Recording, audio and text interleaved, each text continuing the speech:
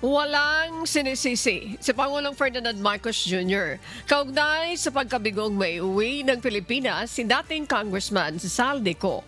Ayon kay Palace Press Officer Undersecretary Claire Castro, satisfied ang Pangulo sa naging trabaho ng lahat ng mga opisyal na nag-asikaso para maibalik ng Pilipinas ang dating mambabatas. Batay sa huling impormasyon ng pamahalaan, sinasabing nasa France na ngayon si Saldico kung saan ito nag-apply para sa kanyang political asylum.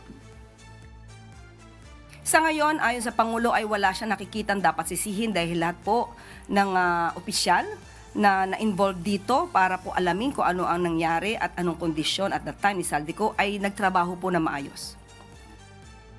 Kahapon, inihayag ng palasyo na dismayado rin ang Pangulo nang mabalitaan na wala na sa Czech Republic si Ko at hindi pa rin ito maiuuwi ng Pilipinas.